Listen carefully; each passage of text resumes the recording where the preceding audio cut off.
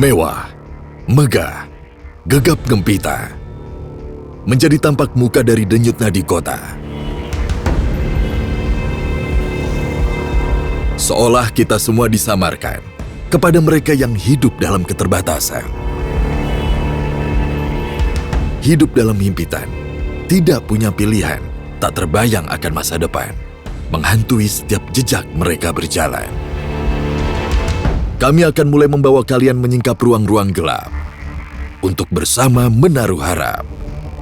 Kami persembahkan Batas.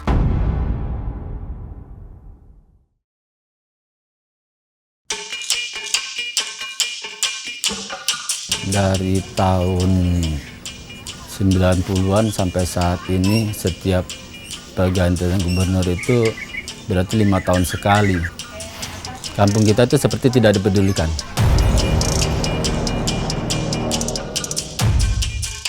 Saya bilang kalau Bapak nggak mau repot, nggak usah naik jadi jabatan ini, jabatan itulah. Nggak usah diajarin Pak, kalau mau dijual mah saya jual bisa. Anak saya aja itu meninggal, jatuh itu. Jatuh ke bawah, 4 tahun, jebur.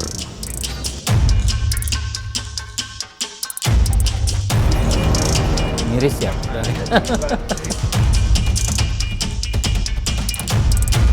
Kayak sedih banget deh, pokoknya dulu kan anak-anak masih segede gini-gini deh, nggak ada air ini, nggak ada.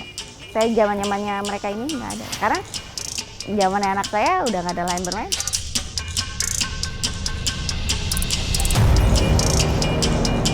Nah, dalam. Saya rasa ini darat dasarnya nih. Nah, segini loh.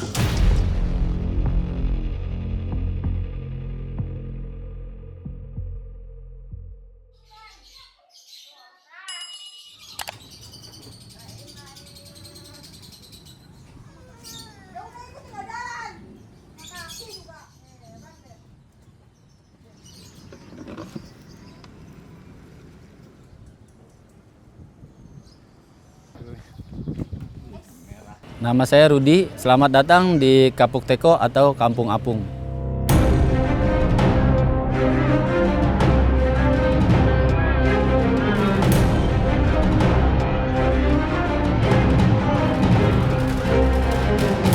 Banjir itu dari saya kecil juga tahun 70-an, itu udah memang daerah rawan banjir, daerah sini tuh, wilayah RW 1 itu. Cuma banjir seperti ini dibilang buat warga kita itu ini banjir musibah buat kita. Ini wilayah ini dulu normal seperti daerah-daerah lain yang nggak ada genangan air.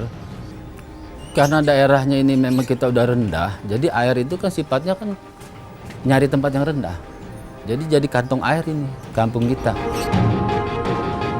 Mungkin adanya penyusutan tanah, seperti ada yang diberitakan dari LSM, itu kan salah satu LSM yang katanya wilayah Jakarta Barat ini hampir setiap tahun ada penyusutan tanah itu sekitar 5-10 cm.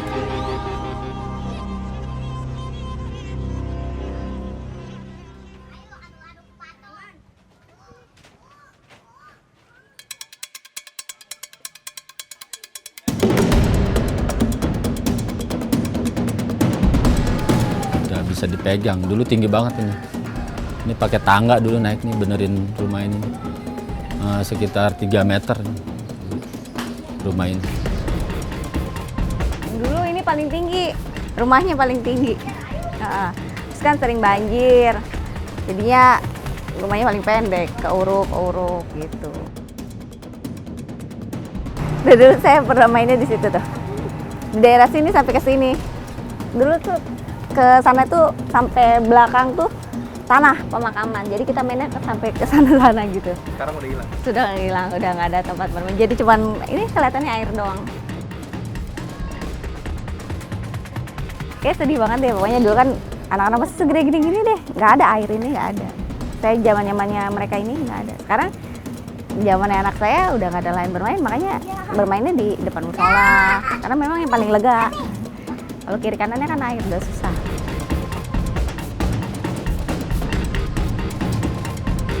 Kalau nyemplung kayak gini, otomatis kan kita susah. Ini kan di dalam ke bawah ini. Sedangkan di bawah sini kan ada sumur. Sumur ini nih di bawah ini, di bawah keran ini sumur ke dalam. Bisa 4-5 ya. Kalau kayak anak-anak seperti ini kan nggak bisa berenang. Jadi kalau keceburan kita nggak tahu udah ngambang gitu. Tetangga selalu ada dua orang korban gitu. Jangan sampai anak kita gitu, jangan kan orang lain, anak kita sendiri deh, jangan sampai jadi korban gitu. Karena kan memang kayak gini kan bahaya banget.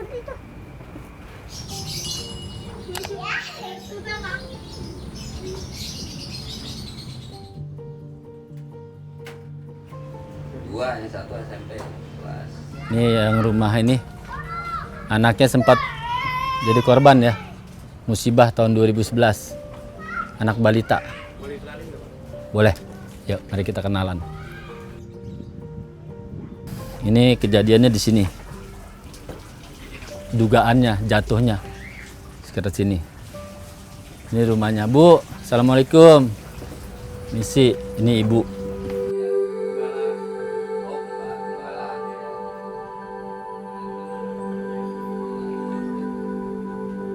Nah, ibu sama anak ibu kan waktu itu dia boleh dibilang kalau di sini banyak kan suami istri itu bekerja. Udah kalau dibilang kalau Bapak sebagai PRT kan udah lama. Udah berapa korban? Ada 2, di depan 1. Depan 1. Anaknya Pak Solihin itu, di depan situ 1, Sama ini laki-laki 1. juga? Sama. Kejadiannya seperti itu. Tidur siang, ibunya nggak tahu anaknya keluar. Sekarang udah lelah nyari kemana-mana nggak ketemu, duduk ngelihat anaknya sudah nggak bernyawa lagi udah. Dari sini loh dia, dari kolong sini keluar, kedorong angin, udah menjadi mayat.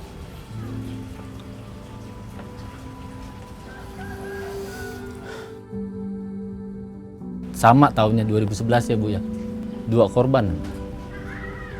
Udah ada 2 korban. Belum ada juga bantuan Belum ada sama sekali. dari pemerintah, belum ada.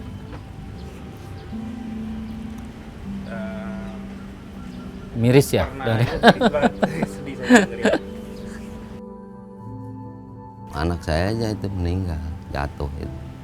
Jatuh ke bawah. Jadi kita nggak tahu ya keluarga gitu. Mungkin dia lagi mau pipis apa ya beginilah. Cuma dia waktu itu kan ada nih pagar, udah saya kasih pagar. Cuma putus. Di situnya tuh putus. Dalam hati itu kayak nggak mau benerin gitu. Biasanya kan saya cepet aja tanggap gitu ya. Ini awalnya males gitu. Jadi saya biarin besok. Nggak taunya nyampe kejadian anaknya nggak ada. Padahal 1 doang itu, dia mungkin nongkrong di situ kali. Namanya anak kecil kan, jalan juga ini 4 tahun. Jebur. Orang saya udah disamperin sampai rumah, udah dibawa ke rumah apung situ, udah ditidurin.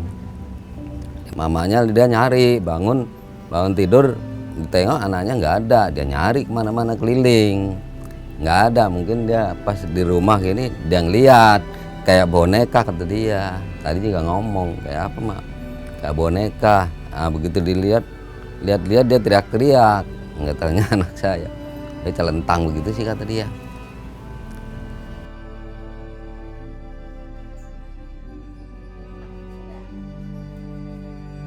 Semoga nggak ada lagi lah gitu. Ya, ini udah jaraknya udah lama ya. Jadi jangan sampai, ini banyak sih, masih banyak anak-anak kecil yang pada kejebur. Masih banyak, sering. Cuma ketahuan aja. Langsung buru-buru gitu diambil. Sering pada jatuh, jebur. Motor aja sering. Memang dulu di sini jalan setapak. Pas ini tengah-tengah ini. Di kiri kanan kita ini tanah pemakaman. Kalau dikeringin masih ada. Tanah pemakaman ini masih ada nih makamnya. Ini ada jalan setapak juga nih tengah-tengah sini.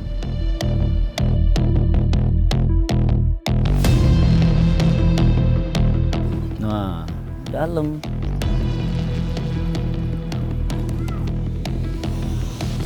Saya rasa ini dasarnya ini. Nah, segini loh. Kalau tinggal rumah warga ada yang paling dalam lagi. rumah warga itu otomatis karena pemakaman itu lebih tinggi, ya paling kagak 1 meternya, 2,5 meter. Tadi kan saya bilang, urukan jalanan itu udah 2,40 meter. Ini tanah pemakaman sampai segini. Sehidung saya 1,5 meter lebih.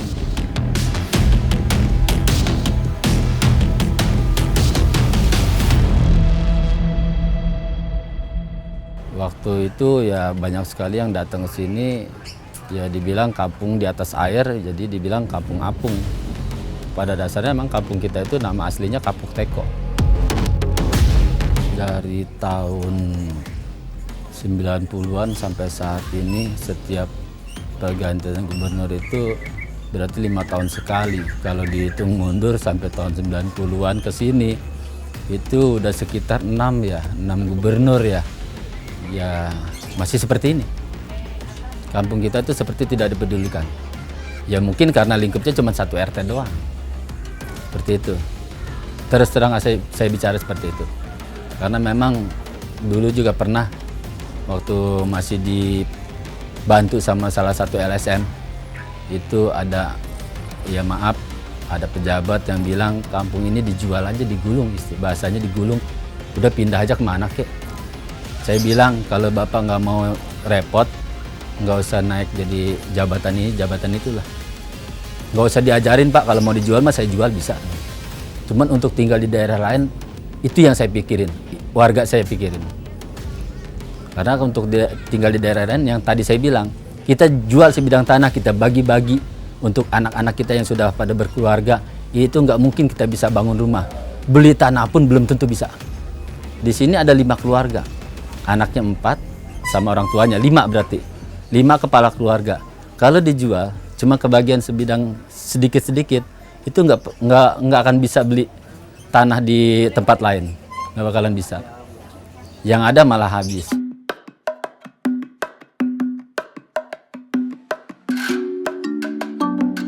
Nah, untuk membangun rumah yang kita tempatin itu banyak berbagai cara.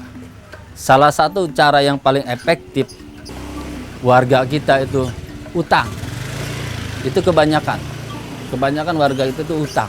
Entah di perusahaan, entah utang di sanak familinya. Karena upaya warga itu supaya nggak setiap tahun dirongrong sama benerin rumah. Jadi utang pinjem dibela-belain lah, kemanapun utangnya. Yang mungkin sampai saat ini tinggal di rumah nih sudah 10 tahun bahkan lebih, utang buat bikin rumahnya itu belum impas. Mungkin masih ada warga kita. Cuma kenapa sampai dibela-belain? Ya seperti itu. Daripada bikin rumah seperti ini, itu ada aja setiap tahun jebol. Entah di ruangan tamu, entah di dapur, entah di kamar tidur, itu pasti ada yang jebol. Kita dandanin rumah lagi. Kebanyakan seperti itu.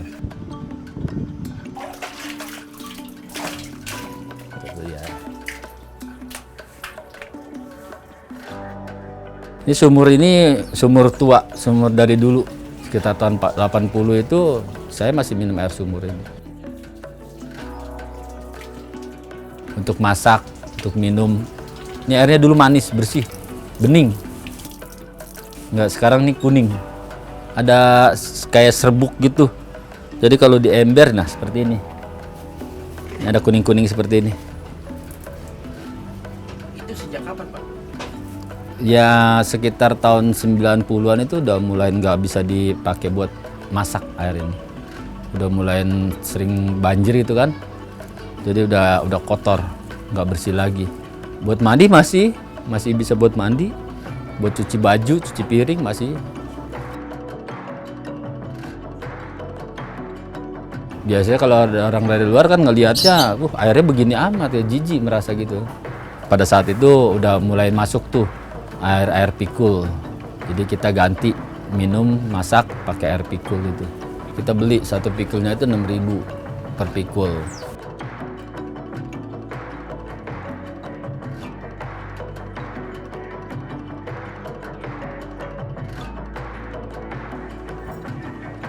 Sehari bisa 3-4 pikul. Sekarang pikulnya 6.000 ya sekitar 24.000 lah per hari. Karena kan baby kan mandinya pakai air ledeng. masak, sedangkan setiap hari juga kan pakai ledeng. Makanya ya gitu, apalagi kondisi pandemi kayak gini kan, susah lah diungkapin.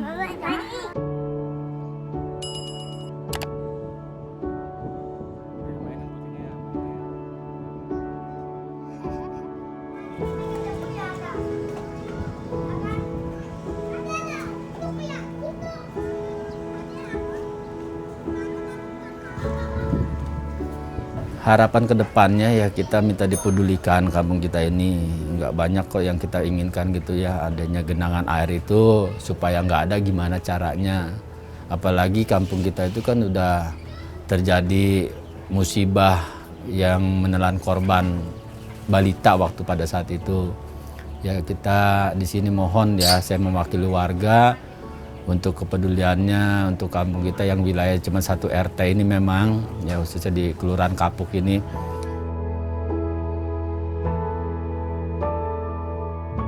Maksudnya normalisasi kampung itu yang dulunya kita itu nggak ada genangan air supaya nggak ada genangan air lagi. Untuk selebihnya ya kita bisa istilahnya mandiri, bisa upayakan sendiri-sendiri warga kita itu untuk bangun rumahnya yang ambruk itu.